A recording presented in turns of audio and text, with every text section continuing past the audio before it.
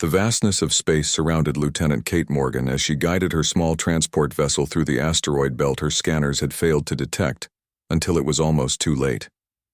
The ship rocked violently as she narrowly avoided a massive rock spinning dangerously close to her portside.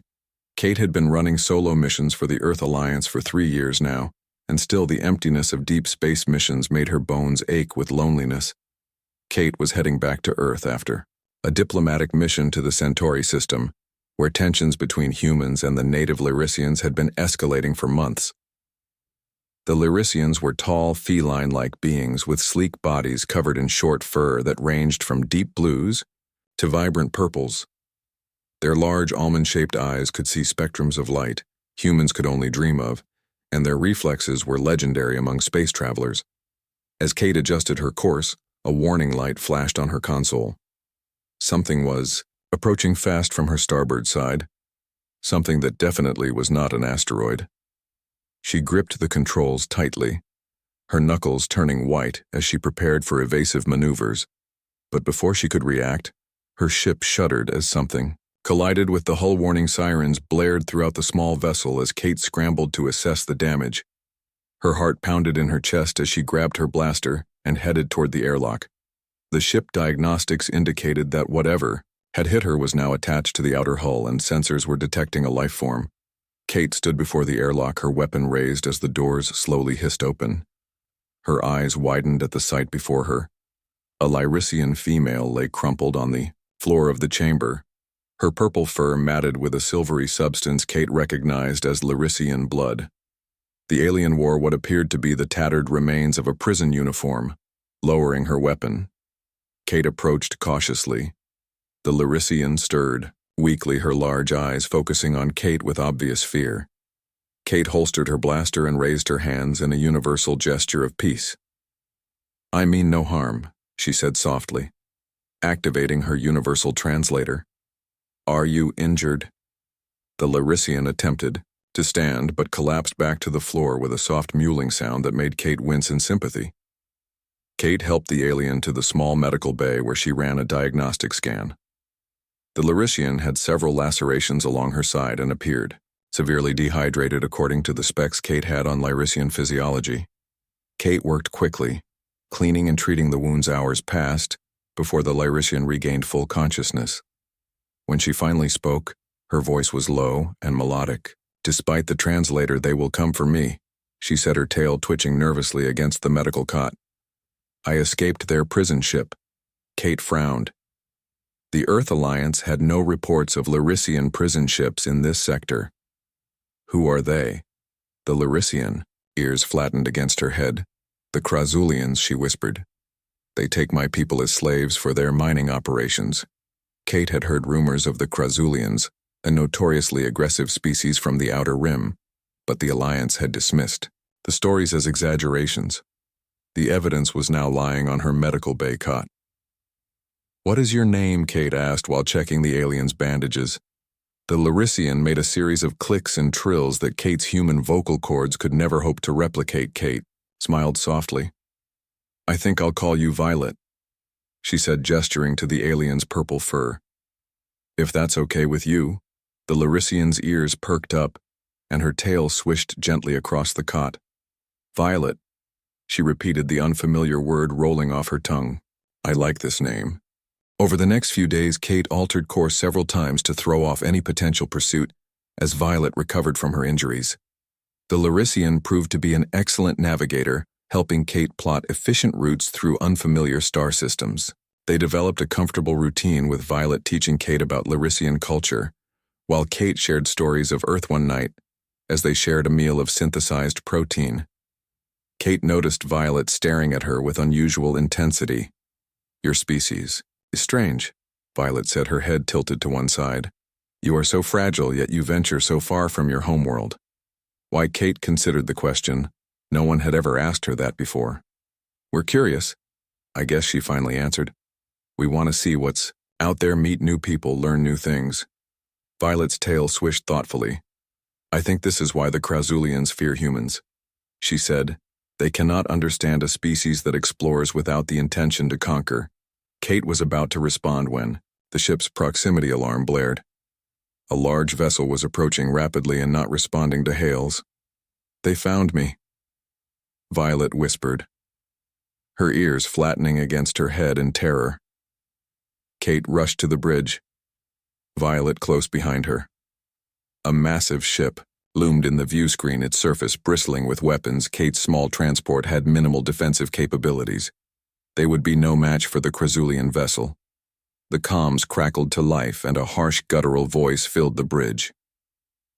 "Human, vessel, this is Commander Vrex of the Krazulian Empire. You have our property aboard your ship. Surrender the Lyrician female immediately or be destroyed." Kate glanced at Violet, who was trembling beside her.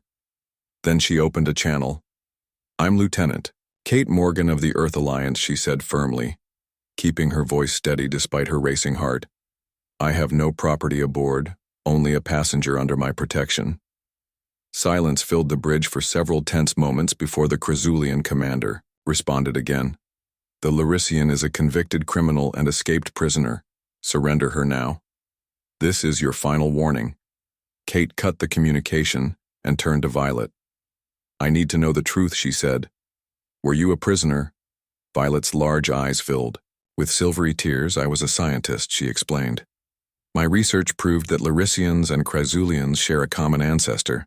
They imprisoned me to suppress this knowledge. Their empire is built on the belief that they are superior beings." Kate nodded, making her decision. "I'm not giving you up," she said, heading to the weapons console. She might not be able to outfight the Krazulian ship, but she could outthink them. Kate activated the ship's emergency protocols, rerouting all power to the engines and shields. "Hold on," she warned Violet as she executed a series of evasive maneuvers. The small transport ship dove beneath the larger vessel, narrowly avoiding a barrage of weapons fire. The Krazulian ship was powerful but slow to turn. Kate used this to her advantage, weaving through the asteroid field she had navigated earlier. The larger ship couldn't follow without risking significant damage as they approached. A particularly dense cluster of asteroids, Kate spotted their opportunity. A narrow passage barely wide enough for her ship. She accelerated toward it, ignoring the warning lights flashing across her console. Violet gripped the edge of the console, her claws leaving small marks in the metal. "Are you certain?" she asked, her voice tight with fear. Kate flashed her a grin. "Trust me," she said as she guided the ship into the passage. The Krazulian vessel fired again, but the asteroids absorbed most of the impact. Kate's ship shuddered, but continued through the passage, emerging on the other side just as a series of explosions rocked the asteroid field behind them. The Krazulian ship had attempted to follow and paid the price. Their sensors showed the larger vessel now drifting, disabled, multiple hull breaches detected. They would survive but wouldn't be following anytime soon. Violet stared at Kate with newfound respect. "You risked your life for me," she said, wonder evident in her voice. Why? Kate shrugged. "Setting a course for the nearest Alliance outpost, I gave you a nickname," she said with a smile. "That makes you part of my crew." Now months passed as Kate and Violet traveled together. The Earth Alliance granted Violet asylum after reviewing her research, and Kate was assigned as her official guardian. While Violet adjusted to life among humans, Kate's small transport ship became their shared home as they undertook scientific missions throughout Alliance space. Each night, Kate would find Violet curled up in the co-pilot seat, her tail swishing happily as she studied star charts or read Earth literature. The once frightened refugee had become an invaluable ally and friend. Their different perspectives complemented each other perfectly, with Violet's scientific mind balancing Kate's intuitive approach to problems.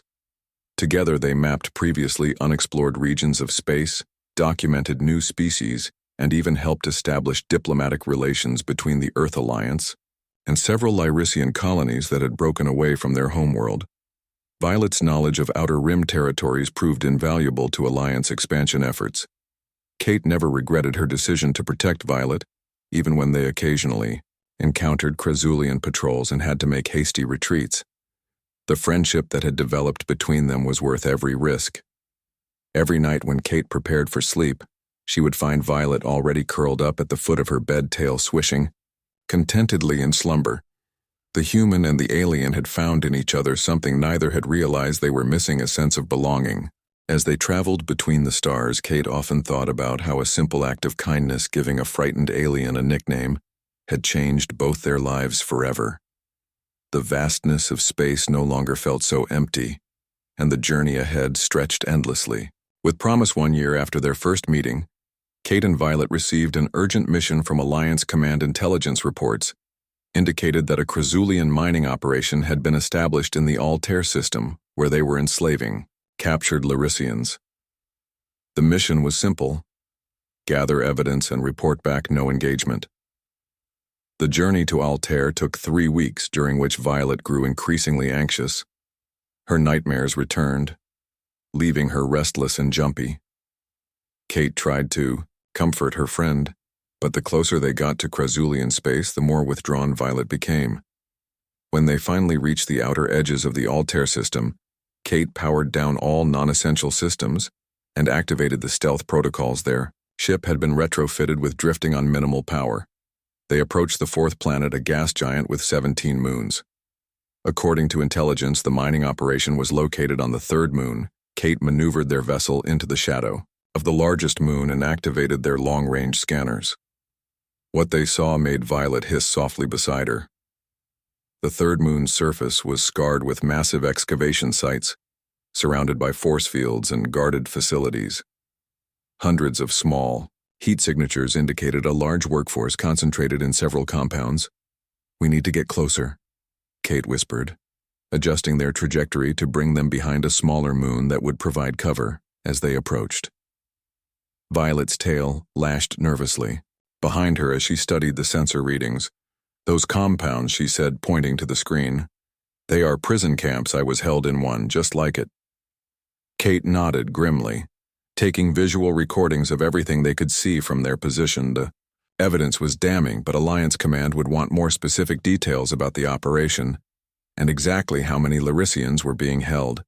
"Can we intercept their communications?" Violet asked, her scientific mind already working on the problem. Kate considered it. It was risky but possible. If they could tap into the Krazulian communication network, they might be able to gather more concrete evidence without being detected.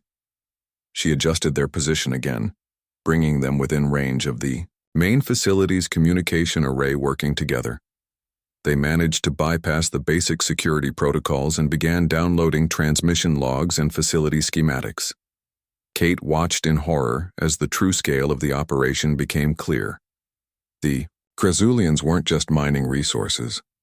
They were conducting experiments on their Lyrician prisoners, attempting to unlock the genetic similarities Violet had discovered in her research.